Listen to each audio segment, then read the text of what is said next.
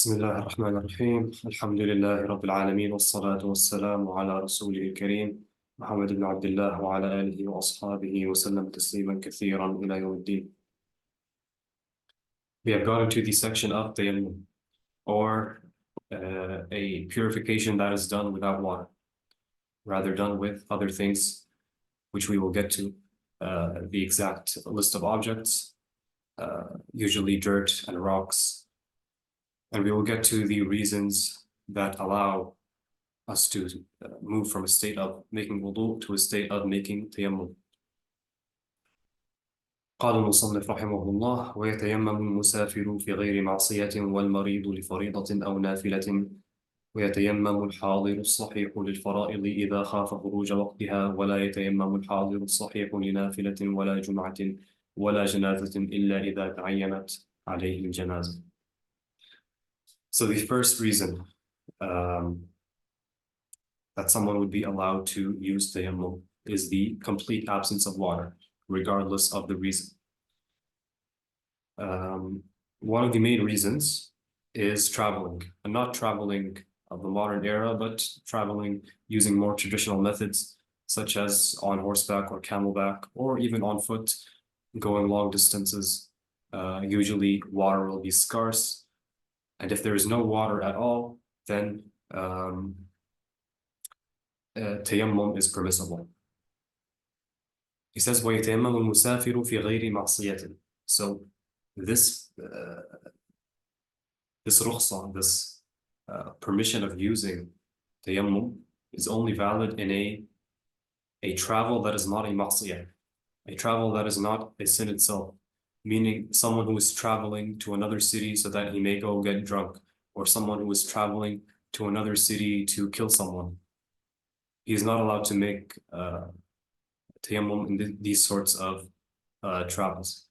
But I don't think anyone here in this class is planning on doing such a thing. So inshallah, you will all be able to use tayammum in all of your travels for the future. Now, other than the complete absence of water, we have a partial absence of water. A partial absence of water on a physical level could be considered a complete absence of water from a Shari'i perspective. For example, the one who has a water bottle, however, it's the only thing he has for the next day. And if he makes wudu with that water, then it's highly probable he will go thirsty and he could pass out from dehydration or such a thing. Another example is someone who has enough water for him, however, not enough water for his horse or his camel, or someone who is with him.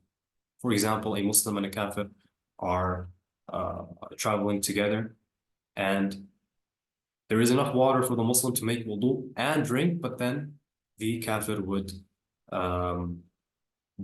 die of thirst. So if there's any fear of thirst that would happen because of this use of the water that is with them, then it allows them to move to a state of doing tayammum.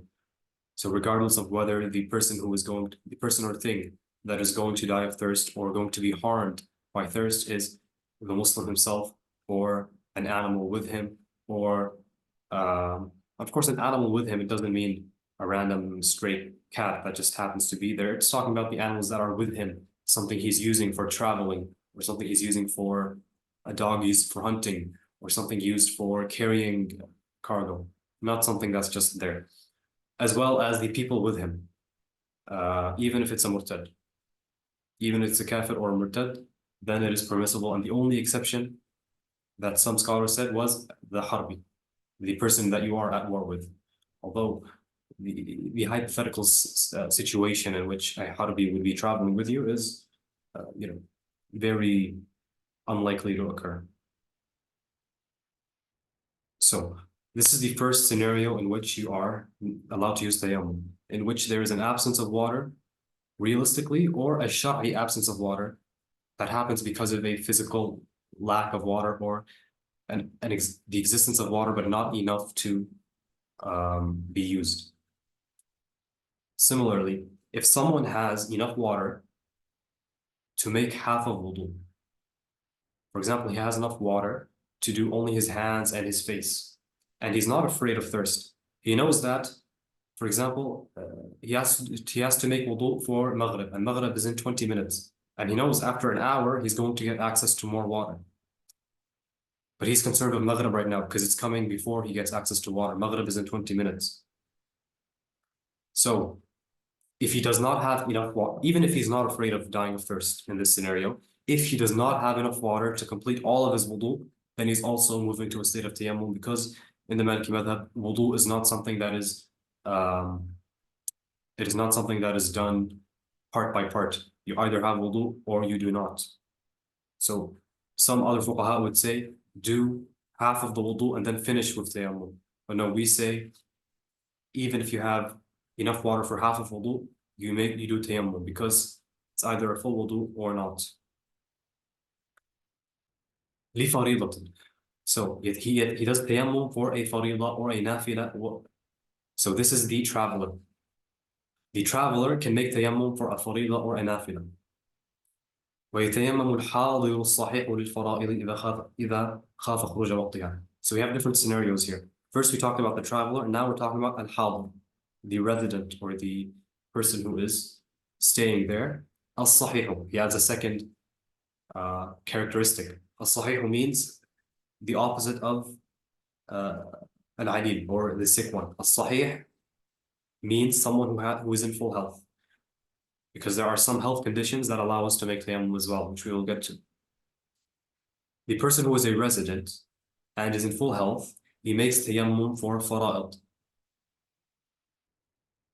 If he has no water or has a lack of water, as we already mentioned, and now al-Akhdari adds another scenario. إِذَا خَافَ خُرُوجَ وَقْتِهَا. Meaning, if someone has forgotten to pray Asr, and Maghrib is in 3 minutes, and he just remembered that he hasn't prayed Asr, if he makes wudu, or he makes tayammum, if he makes ghusl, if he makes wudu, or he makes ghusl if he's in a state of janaba, then by the time he begins prayer, there will not be enough time to finish one rak'ah. Meaning his prayer will have been not completed during the prayer time. He has water, he has enough water, and there's no sickness, there's no anything. But if he makes wudu or he makes ghusl, then the prayer time will have finished, and his prayer will be late. In this scenario, he is also allowed to make tayammum, because the condition of praying on time is more important than making wudu, and therefore he makes tayammum.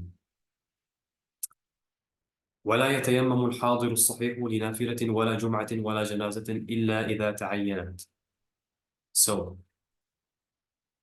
al-hadir al-sahih, again, the resident who is in full health, he does not make tayammum for a nafila, as opposed to the traveler. He does not make tayammum for a nafila. However, he can pray a nafila, and we're going to get to how.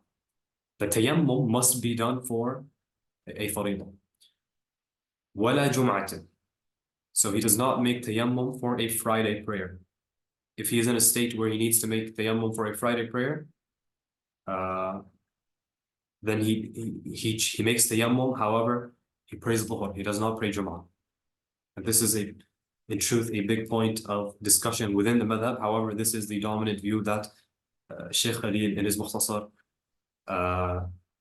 refined the madhab to.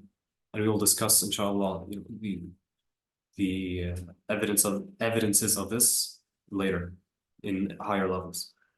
So if someone does not have access to water, or he cannot use it, etc., and he needs to pray Jum'ah, he makes tayammum. However, he does not pray Jum'ah, he prays dhuhr. Wala janaza. So no funeral prayer either, because a funeral prayer is a nafila.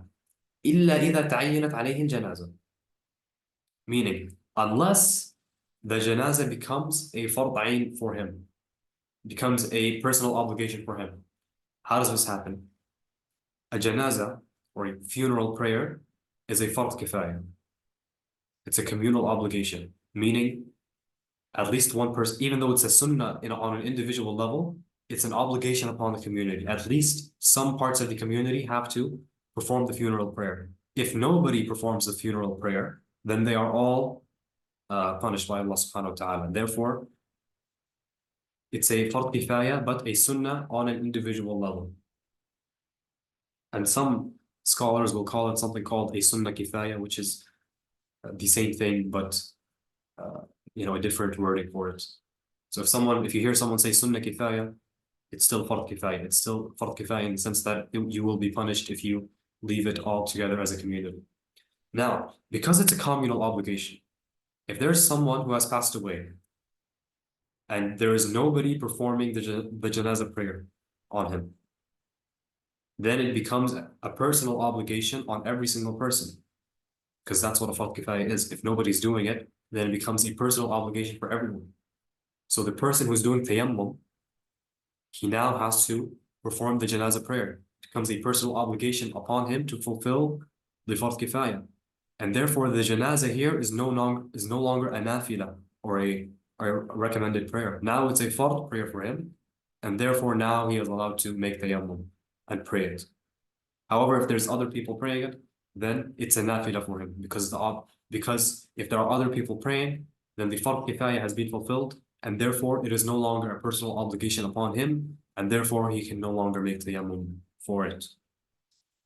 Now, he says that al-sahih al-hadir sahih also does not make tayammum for a nafila. He only makes tayammum for a faridah. However, he can pray a nafila. And how does he do this? If he prays the nafila immediately after the fard he made tayammum for. So someone prays dhuhr with tayammum, then immediately after he prays the sunnah of dhuhr. But he does not make tayammum with the intention of that nafila. Similarly, he does not make tayammum with the intention of another prayer. This is mentioned later on, but I'm gonna mention it in the beginning, so you all know this. Tayammum is done prayer by prayer. Meaning, if someone makes tayammum for dhuhr, and then when asr comes, he still does not have access to water, he needs to make tayammum for asr. No two obligatory prayers are prayed with the same tayammum. It has to be redone.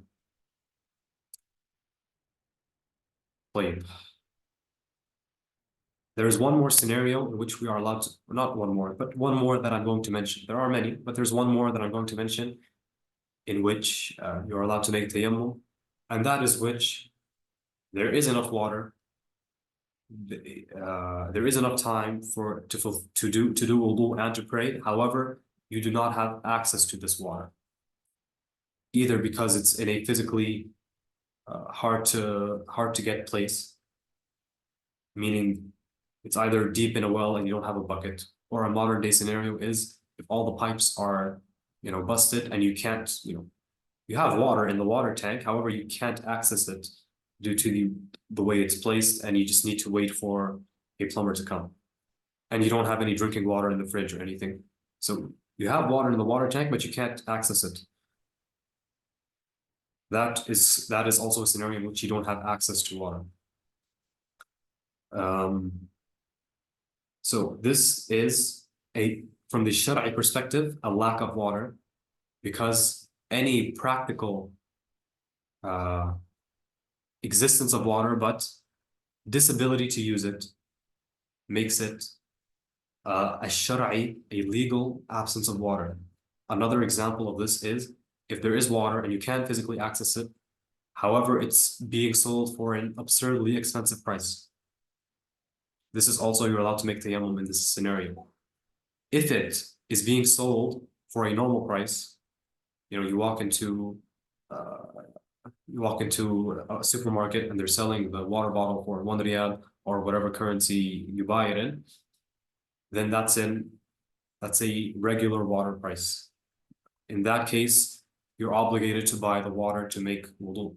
However, if it's being sold, for example, 10 riyals or 20 riyals, or a water bottle, let's say for $7 for those who use dollars, then you do not have to buy that water because it's considered an absurd price and you are allowed to make tayammum. Another example, just one more example. A shar'i, a legal absence of water is the fear that using the water could lead to harm. This is happening, this is because of sickness, for example. The person who has some kind of skin disease, and he's afraid that if he uses the water, or he probably knows for sure that if he uses the water, the sickness will become worse. He is also allowed to make tayammum. Also, if the harm comes from someone else. For example, I'm in my house and the water is in the yard. However, in the yard there is a thief and he's armed. And if I go outside to make wudu, I'll probably be killed by him. This is also a scenario in which I'm allowed to make tayammum because using the water would cause harm, and therefore it's recognized as a shar'i or a legal absence of water. Like, that's all we're going to mention for these scenarios that permit tayammum for the sake of this class. There are many more, and we can go into details, but these are the main ones that will occur to most people. طيب. وفرائض التيمم. The obligatory actions of tayammum. First of all, an-niyya, the intention. And we discussed this. And the intention must be done with the specific prayer that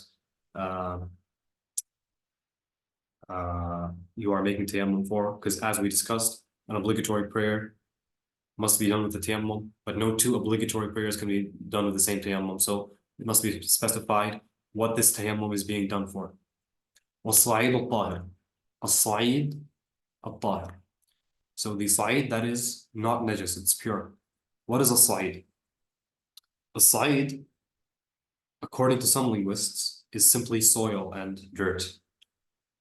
According to other linguists, which is our view, the Maliki view, is that a sa'id is anything that pops up on the surface of the earth. So soil, dirt, rocks, stones, stuff like clay, plaster, adobe, metals, except for gold and silver. Metals such as, you live in an area with mountains and there's just iron and copper coming out of these mountains. This is also called a sa'id. A modern example that a lot of people ask about is cement. They ask, is cement from a sa'id al-tayyib, which is mentioned in the Quran? A sa'id al-tayyib?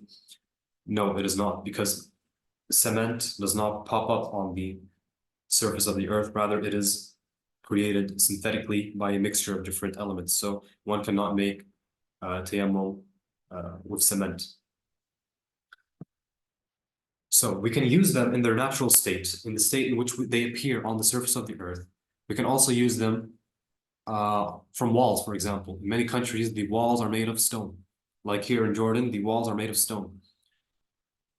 Other countries might have walls made of clay. In this scenario, it would be allowed, because we said clay pops up on the surface of the earth, it is allowed to make tayammum with it. However, the clay must not be burnt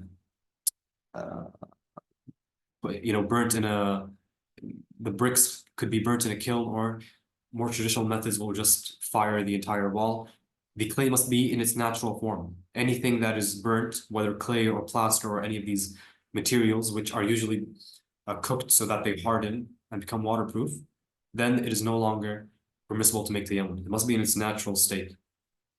Similarly, something like glass. We all know glass comes from sand.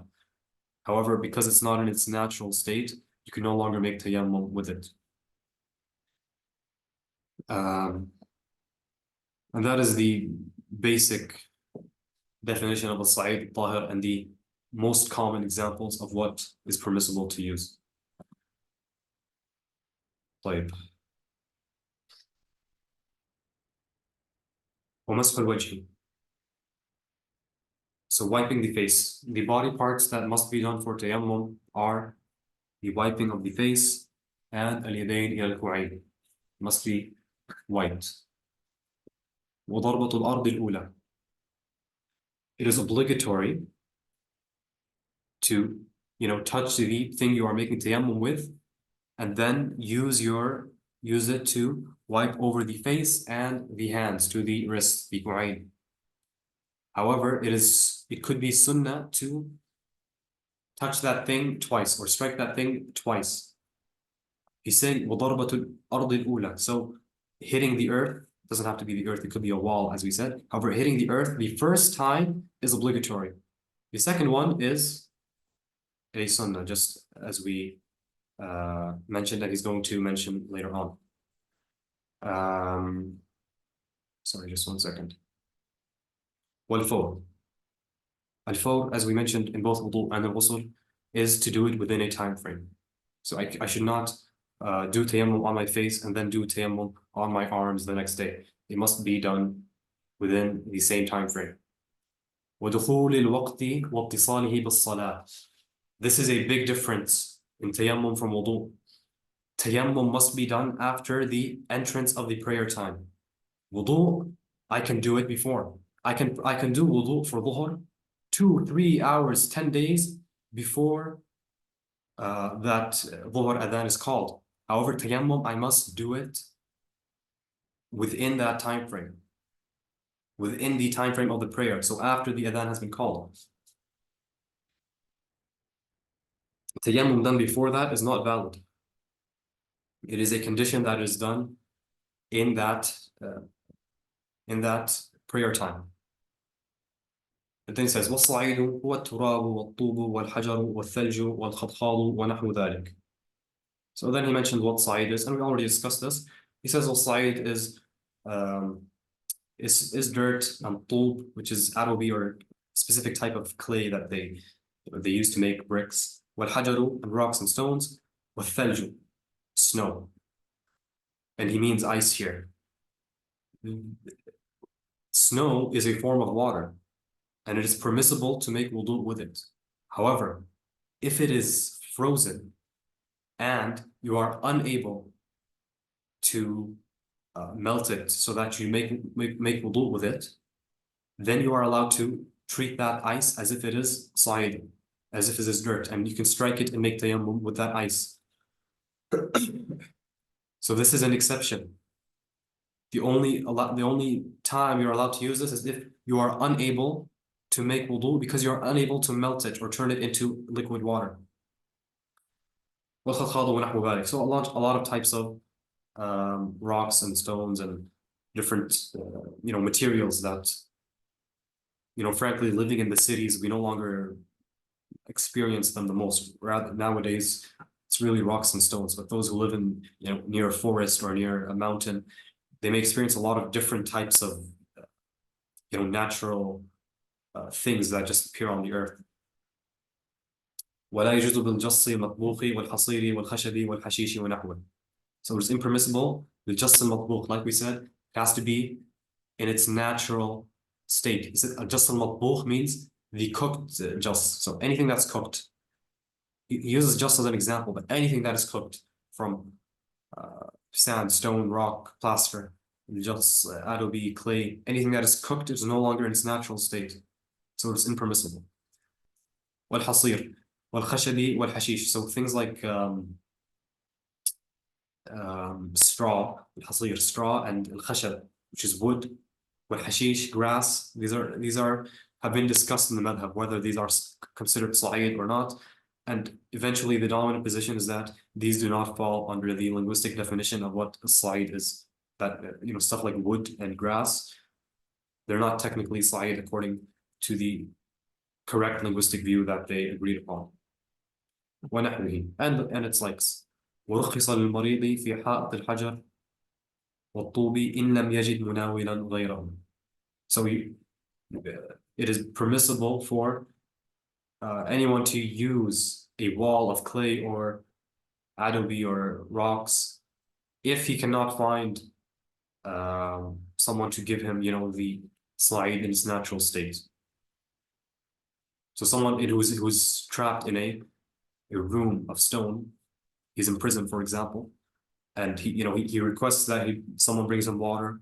They say no. He requests then that he's allowed to make tayammum. They say no. Then he's allowed to use the rocks on the walls because they are sa'id, as we mentioned. They are natural.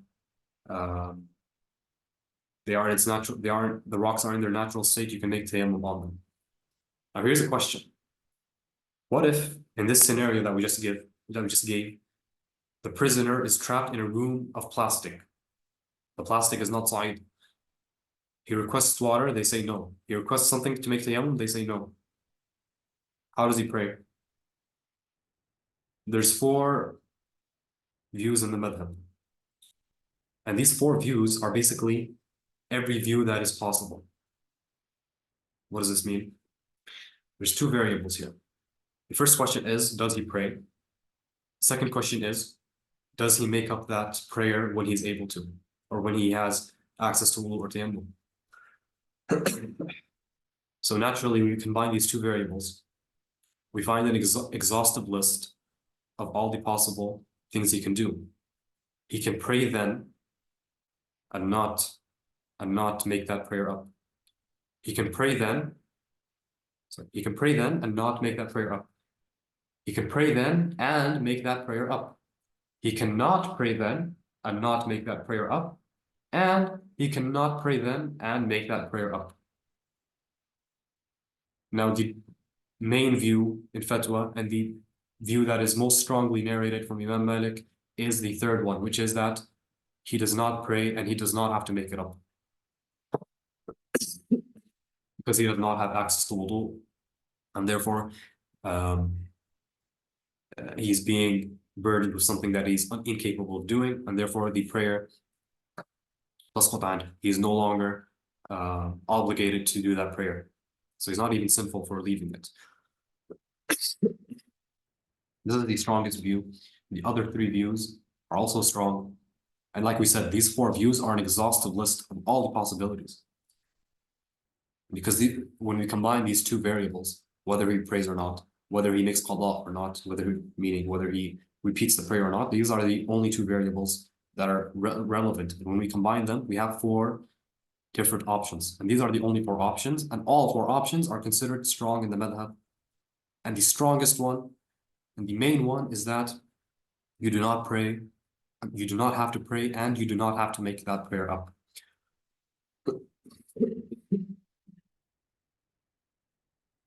But being trapped in such a scenario, again, mostly hypothetical, most of us, inshallah, will never have to be in such a scenario in which we are denied the ability to make wudu and also denied the ability to make tayammum. May Allah keep us all safe and able to perform all what He commands us to do. And that's where we will stop for today. And the next time we will continue with the sunan and the nawaqid, the nullifiers. Any questions? Now would be the time.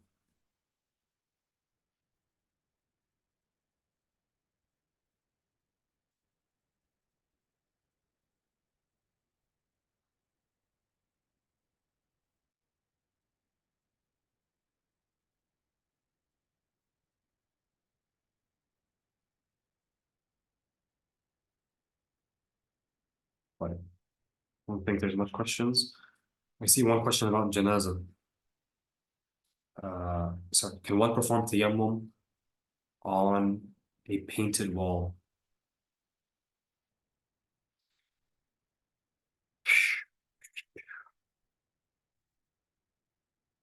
Wallahi, I do not know. And just considering the general methodology of fatwa, you will definitely find both views given by muftis, because some will consider color a arad rather than a that, meaning they will find it an element of a substance rather than a substance in itself.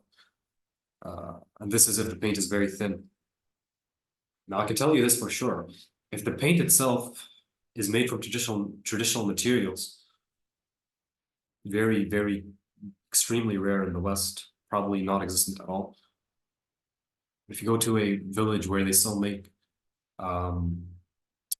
they still make walls out of adobe and clay, you could find them painting it with stuff that is natural. In that case, it would definitely be permissible. If it's impermissible, the mufti, this would be considered a nazila, right? It's considered a new mas'ala that's not existent in the time of the mujtahideen. So the mufti, who is qualified, he would look at a few things. First of all, he will look at the thickness of the paint. If the paint is so thick that itself considered a blocking substance, then he would say no.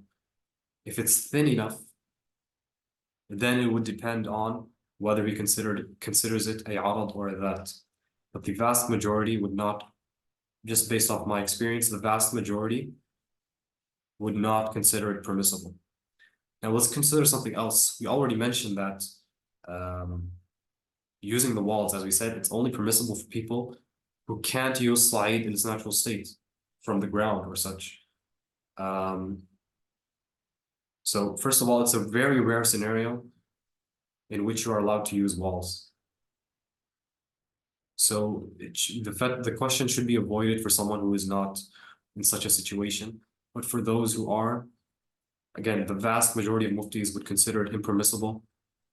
However, you might find some that do consider it permissible, because I'm saying these very few people who will consider it permissible, they will do it because they don't consider the paint as its own substance, which is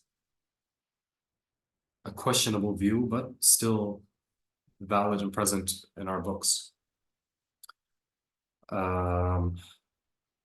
As I said, there is one question about janazah. I don't want to answer it here because we're going to get to janazah. I can answer you personally. I thought the paint would indefinitely act as a barrier. Yeah, most people would assume so. That's why I said most muftis would consider it, would consider the paint its own substance. However, the way we in the modern world look at physical substances through, a Western scientific understanding is very different than the way Usulis will look at it. Usulis don't look at things through atoms and molecules and stuff like that. They look at it through a'rad and jawahir,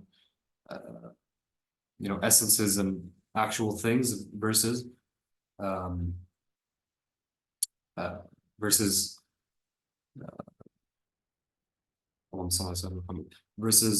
things that are not directly part of that thing's nature, which is a'rad, which is things like color, taste, and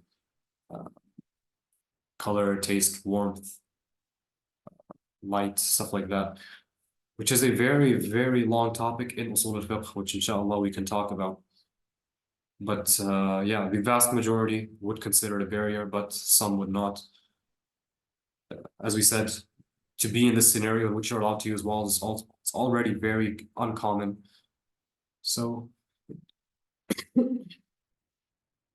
one should not ask too many questions about situations until he is in them.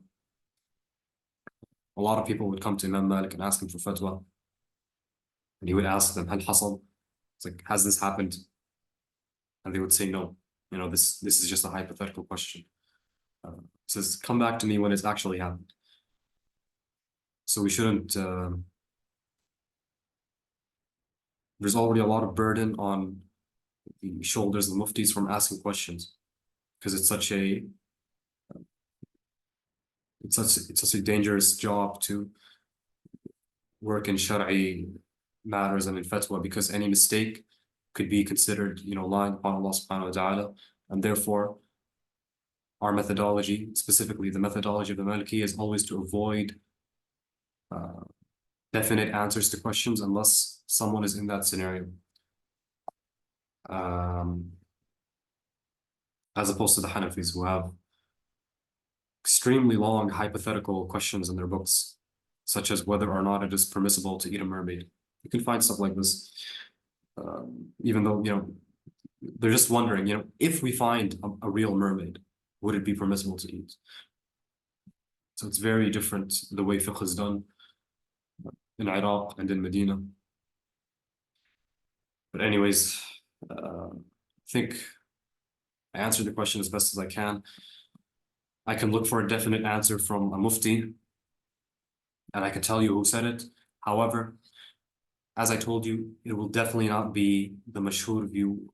For sure, it's going to be his own view based on legal methodology of the Maliki. He's not going to have I'm not going to find something like this in Khalil or Sharh al-Saghir. Rather, I'm going to find it through the different ijtihad of one mufti, and a different mufti could differ with him.